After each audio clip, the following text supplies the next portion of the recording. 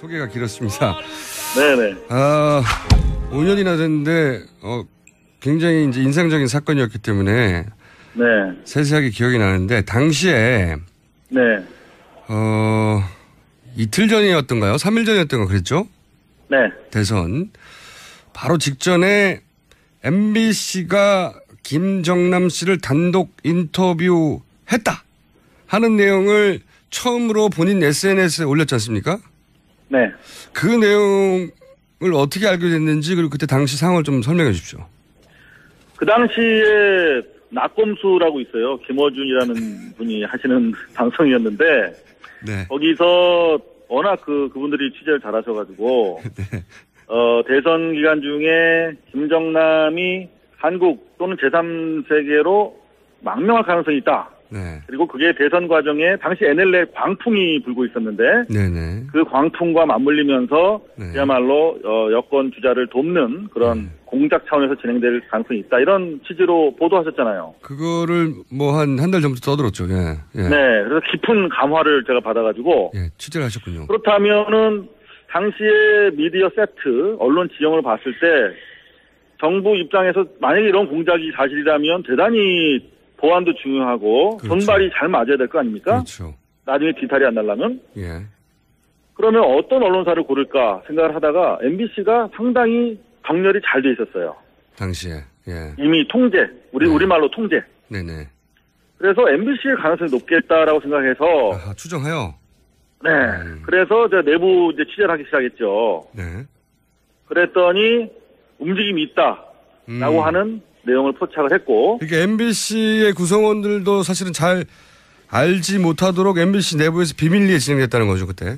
그렇죠. 완전 비밀리에 진행이 됐죠. 근데 이제 결과적으로, MBC 기자들이 네. 한두 명도 아니고 그리고 오랫동안 알아왔던 사람들인데 그걸 어떻게 모르겠을까요?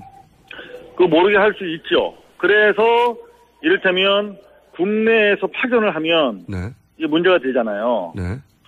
국내에서 움직이려면은 이게 동선이 파악이 다 됩니다. 그러니까 방콕 특파원을 꼭 집어서 보내는 거죠. 아, 해외에 이미 나가 있던 특파원을. 그렇죠. 그러면은 위 채널부터 국제부장부터 특파원 이렇게 간단하게 연결되니까. 그래서 실제로 이름이 좀 그렇습니다. 허무호 특파원이라고 있습니다. 네. 허무회가 아니라 허무호 특파원인데 방콕에 그때 나가 있던 특파원이에요. 네. 그분이 방콕에 있다 갑자기 말레이시아로 날아가죠. 그래서 전격적으로 인터뷰가 이루어지게 됩니다. 근데 그렇게 꽁꽁 숨긴 것을 이상원 기자는 당시에 어떻게 알아내신 겁니까? 누굴 때리신 거예요? 당시에는 얘기할 수 없었지만, 네. 충분한 움직임이 있었고, 그리고 내부 제보자가 있었어요. 근데 그분이 혹시라도 피해를 입을까봐, 네. 해고되면서도 안 밝혔죠. 아, 이미 해고되신 분이고? 제가 해고되면서까지 안 밝혔어요. 본인 자랑이군요. 네, 아름다운 얘기였습니다. 네, 취재원을 보호했다는. 네네. 근데 당시 MBC에서는 그것을 초기에 이제 이상호 기자가 트윗으로 취재했다고 한다라고 얘기하니까. 네. 김정남 단독 인터뷰 이야기는 사실 무근이라고 뉴스에서까지 얘기를 했어요. 네, 한 서너 번 뉴스 보도를 했죠. 네, 사실 무근이라고. 최초의 일보는 제가 낙검수에 이런 보도가 있는데 MBC가 그걸 추진하고 있다라고 보도를 했고, 예. 나중에 이제 트윗을 통해서 방송이 임박하다라고 이제 한 서너 차례 트윗을 계속 날렸었죠. 그렇죠. 그 초기에는 부인했으나 나중에 네. 알고 봤더니 실제 만나긴 만났어요. 인터뷰 하긴 했어요. 그죠? 그러니까 나중에도 인터뷰를 하지는 않았다고 계속 지금 주장하고 있어요. 왜 그러냐면 네. 말레이시아 호텔에서 10분간 만났다. 10분간만 만났다. 네, 10분간 대화를 나눴다. 네. 근데 인터뷰한 건 아니다. 라고 주장을 하고 있어요. 사교했나 보죠, 사교. 그거 사교한 거지, 사교. 근데, 네. 제가 내부적으로 확인한 결과, 네. 당시에 제일 이슈가 되는 건 두 가지였습니다. 하나는 망명할 거냐, 안 할 거냐. 그렇죠. 망명설이 네. 있었죠. 두 번째는 NLL 광풍과 관련해서, 네. 노무현 지난 대통령께서 북한에서 혹시 관련한 발언을 한 게 있느냐. 네. 두 가지가 메인 이슈였거든요. 그렇죠. 근데 예. 둘 다 물어봤다는 거예요. 물어봤다. 예. 네, 근데 입맛에 맞는 얘기 안 나온 거죠. 제 판단으로는. 아하. 거기서부터 물어본 것까지는 팩트고 답변이 원하는 답변이 안 나왔다는 추정이신 거죠. 예. 그렇죠. NLL과 관련해서는 들은 바 없다라고 답변을 했다는 거예요. 그래서 뉴스 가치가 떨어져서 보도하지 않았을 수 있다. 그래서 저는 그렇게 보는 것인데. 또 하나의 가능성은 왜냐하면 그 김정남 같은 그 뉴스의 인물은 목격한 자체가 기사입니다. 아니 만나서 인터뷰한 자체가 기사죠. 아니 인터뷰 안 해도 돼요. 그냥 김정남 보기만 해도 기사예요. 실제로 맞습니다. 그 일이 있고 나서 1년 뒤인 2014년 1월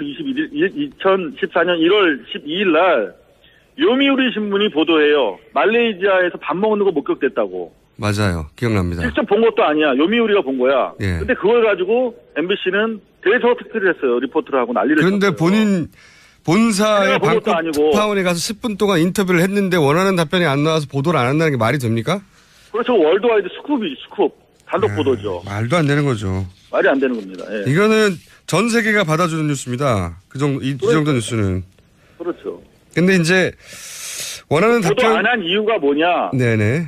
라고 했을 때 그렇다면 자기들이 기대했던 답변이 나오지 않았기 때문 아니겠느냐라고 추론할 수밖에 없는 것이죠. 그 추론도 합리적이고요. 또 하나는 이미 이렇게 폭로되어서 네. 어떤 뉴스가 나오더라도 그것이 일종의 공작 아니냐고 하는 역풍도 그래서 가능할 상황이었기 때문에 워낙 민감한 때여서 그게 이제 플러스 마이너스 계산했더니 그다지 플러스 아니어서 접었을 수도 있죠. 워낙 이 이상호 기자의 그 트윗이 강력한 반향을 불러일으켰거든요. 사실이다 아니다부터 시작해가지고.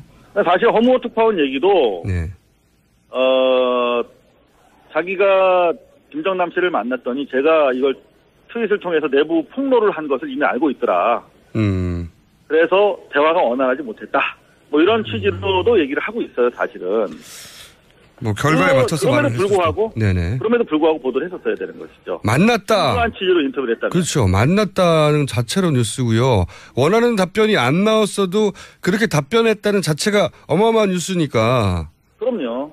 그러면 원하는 답변이 안 나와서 보도를 안 했다면 원하는 답변이었으면 보도를 했을 테니까 원하는 답변이라는 건 정치적으로 굉장히 편향된 자기들에게 유리한 뉴스였으면 했을 거라는 거잖아요. 그렇죠? 그렇죠. 제가 당시에 그걸 내부 고발한 이유는 이게 공영방송이라는 게 어느 쪽을 편들어서는 안 되는 거 아니겠습니까? 예. 그야말로 공정하게 보도를 해야 될 것인데 당시에 NLL 보도라는 것은 이미 광풍 수준의 아무런 근거도 없이 그야말로 말을 낳고 그야말로 선거 분위기를 한쪽으로 몰아가는 분위기였는데 그것과 관련해서 김정남이라고 하는 북한 카드를 쓴다는 자체가 대단히 저는 불공정하다고 생각했기 때문에 내부 고발한 거거든요. 자, 당시 이런 얘기 됐습니다. MBC를 낙점해서 김정남 인터뷰를 추진한 주체는 배후는 국정원이다 주장했는데 어떤 근거에서 그런 말씀을 하긴 뭐 이런 걸 추진하려면 이 정도 정보기관이어야 가능할 건 하지만 어떤 근거에서. 취재를 안 해보신 분들은 모를 거예요. 지금 허무호 특파원은 현재 MBC에서 가장 중요한 직책 중에 하나인 사회부장을 맡고 계십니다. 네. 그런데 그분이 뭐 썩 훌륭한 취재기자는 아니에요. 근데 방콕에서 말레이시아로 넘어가서 개인적인 의견이죠. 네, 그건. 네. 제가 뭐 개인이니까요. 저는. 네, 개인적인 평가하고. 예. 그런데 제가 물어봤어요. 저는 해고를 당해도 좋다. 예. 근데 여하튼 이제 복직이 돼서 왔지 않습니까? 네. 그랬더니 다시 이 허무호 사건을 폭로한 거 가지고 정직 6개월을 또 때리더라고요. 폭로한 게 언젠데요? 그러니까 해고 사안은 아니라니까 그러면 6개월을 주겠다 이렇게 한 거예요. 그래서 제가 네. 우리 노동조합이랑 같이 예. 나는 2번 해고돼도 좋은데 예. 이거는 공영 언론의 공정성과 관련해서 중요한 사안이니까 허무호의 취재 경위, 네. 지시 내용 네. 이런 것들을 밝혀야 된다. 그래서 이게 과연 불편부당하게 이루어진 취재였는지를 밝히면 나를 잘라도 좋다. 네. 기본적으로 사실관계가 파악되지 않은 상태에서 어떻게 또 재징계를 하려고 하느냐 해서 특별 감사 청구를 했어요. 노조랑 저랑 같이. 네. 근데 거기에 대해서 답변이 전혀 없죠. 무슨 말씀이냐면 네.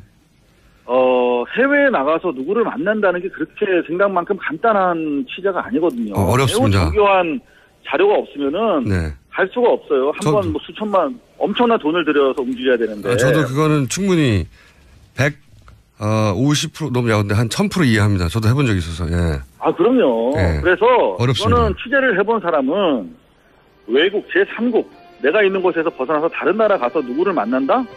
아유, 그 생각보다 감탄치 않거든요. 아는 사람들끼리 약속해서 가서 만나도 어려운 판에. 자, 그렇기 때문에 일단은 뭐 상식적으로 이거는 정보기관이 개입했다라고 보는 것이고, 두 번째는 지금 허무호 씨는 제가 몇 차례 전화 인터뷰를 했는데 방콕에 사는 동포로부터 제보를 받았다라고 하면서도 동시에 말레이시아에서 국정원 직원과 전화 통화한 사실은 있다 이렇게 밝혔어요. 거기까지는 밝혔군요. 그럼요. 그 외국에 나가보면 사실은 그 국정원 쪽 사이드랑 그 뭐 대사관마다 다 나가 있기 때문에 우리가 생각하는 것처럼 국정원 스파이 모양을 하고 막 그렇게 무서운 사람들이 아니에요. 일반인들이에요. 그냥 국정원 직원들도 다. 다 호영호지하고 지냅니다. 외국에 나가면. 네. 대사관 직원이죠, 사실. 네. 그렇죠. 그래서 여하튼 당시에도 MBC 밝히지 않았지만 상식적으로 국정원이 당시에 이미 잘 아시겠지만은 어제 TV조선 보도에 따르면은 국정원이 망명을 추진했다는 거 아니겠습니까? 그러면은 그렇죠. 네. 그러면 국정원이 망명을 추진할 정도면 그야말로 김정남 주변에 한 10명 계속 주시하고 있었다는 것인데 그거를 허무호라고 하는 뭐 특별히 뭐 취재력이 뛰어난 기자도 아닌 사람이 타고 와서 만나고 막 10분 동안 같이 있게 하고 그렇게 방치했을까요? 뭐 보고만 있었을까요? 합리적인 추론입니다. 자, 그래서 이제 당시 대선 직전에 국정원이 관리하고 있던 김정남과 MBC의 인터뷰를 추진했고 그것이 어떤 연유로든 미리 폭로되자 보도를 하지 않았다. 여기까지가 사실관계인데, 자, 이번 혹시 그 김정남 씨 피살 사건은 취재하고 계십니까, 현재? 뭐 그냥 계속 관심 두고 있죠. 네, 관심만 두고 계시나요? 뭔가 지금 정보원들 중요한 걸 취재할 때 그냥 관심 두고 있다고 표현합니다, 우리가. 아, 그렇군요. 그러면 꼬치꼬치 물어보셔야겠습니까? 오늘은 여기까지 과거 얘기를 하고요. 네. 지금 새로 터진 이 피살 사건 관련해서는 저희가 언제쯤 연락할까요? 일단 그거는 시간이 좀 걸릴 수도 있을 것 같아요. 다만 중요한 것은 유로코리아 재단을 통해서 거의 10년간 박근혜 청와대 계신 분께서 김정남을 아주 유력한 비선으로 활용했다고 하는 것인데 그게 보도가 됐죠. 예. 네. 박근혜의 비선은 김정남이다 이런 보도가 주간 경향에 있었습니다. 예. 자, 그렇다면 2005년에 있었던 망명 추진 그리고 그 당시에 허무호 특파원과의 인터뷰 공작과도 박근혜 측이 관련돼 있을지 여부에 대해서 확인해 봐야 되는 것이고요. 두 번째는 그렇다면 다시 5년이 지나서 대선 국면이 됐고 탄핵 국면에 있어서 지금 유일하게 살아날 길은 그야말로 수구 구테타 프로 거버먼트 친박 세력을 동원한 어떤 그런 친위 구테타 말씀하시는 거죠? 친위 구테타와 관련된 그런 내용들일 텐데 그렇다면은 5년 이전 상황과 상당히 유사한 수요가 다시 발생하고 있다. 그 상황에서 동북아의 정세는 훨씬 더 첨예해졌고 그렇다면은 적어도 중요한 것은 확실한 것은 말레이시아에 있던 세계 각국의 첩보 세력 간의 엄청난 텐션이 고조되고 있었을 것이다. 누가 한 발자국을 김정남을 어느 쪽으로 움직이려고 했는지에 따라서 상당히 텐션 변화가 있으면서 갈등이 고조됐을 것인데 그 과정에서 일어난 사건이면 분명하다. 중요한 것은 박근혜 관련성에 대해서 철저하게 조사해야 된다. 그 첫 번째 단초는 2월 24일 날 MBC 청문회에 잡혀 있습니다. 그때 최소한 첫 단추인 2012년 MBC 허무호 특파원의 허무한 인터뷰 추진 계획에 대해서 진상조사가 이루어져야 될 것이다. 이렇게. 그 진상조사 결과가 나오면 저희가 다시 한번 연결하겠습니다. 네. 예. 오늘 여기까지 듣겠습니다. 감사합니다. 네, 수고하십시오. 네. 고발뉴스 이상호 대표 기자였습니다. 실제로, 이름이 좀 그렇습니다만, 허무호 특파원이라고 있습니다. 네. 허무회가 아니라 허무호 특파원인데, 방콕에 그때 나가 있던 특파원이에요. 네. 그분이, 방콕에 있다 갑자기 말레이시아로 날아가죠. 그래서 전격적으로 인터뷰가 이루어지게 됩니다. 근데 그렇게 꽁꽁 숨긴 것을 이상호 기자는 당시 어떻게 알아내신 겁니까? 누굴 때리신 거예요? 당시에는 얘기할 수 없었지만, 충분한 움직임이 있었고, 그리고 내부 제보자가 있었어요. 근데 그분이 혹시라도 피해를 입을까봐 네. 해고되면서 김어준이라는 분이 하시는 방송이었는데 네. 거기서 워낙 그분들이 취재를 잘하셔가지고 네. 대선 기간 중에 김정남이 한국 또는 제3세계로 망명할 가능성이 있다. 네. 그리고 그게 대선 과정에 당시 NLL 광풍이 불고 있었는데 네네. 그 광풍과 맞물리면서 네. 그야말로 여권 주자를 돕는 그런 공작 차원에서 진행될 가능성이 있다. 이런 취지로 보도하셨잖아요. 그거를 뭐 한 달 전부터 떠들었죠. 예. 예. 네. 그래서 깊은 감화를 제가 받아가지고 예. 취재를 하셨군요. 그렇다면은 당시에 미디어 세트 언론 지형을 소개가 길었습니다. 네네. 5년이나 됐는데 굉장히 이제 인상적인 사건이었기 때문에 네. 세세하게 기억이 나는데 당시에 네. 이틀 전이었던가요? 3일 전이었던가 그랬죠? 네. 대선 바로 직전에 MBC가 김정남 씨를 단독 인터뷰했다 하는 내용을 처음으로 본인 SNS에 올렸지 않습니까? 네. 그 내용을 어떻게 알게 됐는지 그리고 그때 당시 상황을 좀 설명해 주십시오. 그 당시에 낙검수라고 있어요. 내부에서 비밀리에 진행됐다는 거죠, 그때. 그렇죠. 완전 비밀리에 진행이 됐죠. 근데 이제 결과적으로 MBC 기자들이 네. 한두 명도 아니고 그리고 오랫동안 알아왔던 사람들인데 그걸 어떻게 모르겠을까요? 그거 모르게 할 수 있죠. 그래서 이를테면 국내에서 파견을 하면 네. 이게 문제가 되잖아요. 네. 국내에서 움직이려면은 이게 동선이 파악이 다 됩니다. 그러니까 방콕 특파원을 꼭 집어서 보내는 거죠. 해외에 이미 나가 있던 특파원을. 그렇죠. 그러면은 위 채널부터 국제부장부터 특파원 이렇게 간단하게 연결되니까. 그래서 봤을 때 정부 입장에서 만약에 이런 공작이 사실이라면 대단히 보안도 중요하고 그렇죠. 손발이 잘 맞아야 될 거 아닙니까? 그렇죠. 나중에 뒤탈이 안 나려면. 예. 그러면 어떤 언론사를 고를까 생각을 하다가 MBC가 상당히 정렬이 잘 돼 있었어요. 당시에. 예. 이미 통제, 우리말로 통제. 네네. 그래서 MBC의 가능성이 높겠다라고 생각해서. 추정해요. 네. 그래서 내부 이제 취재를 하기 시작했죠. 네. 그랬더니 움직임이 있다라고 하는 내용을 포착을 했고. 그러니까 MBC의 구성원들도 사실은 잘 알지 못하도록 MBC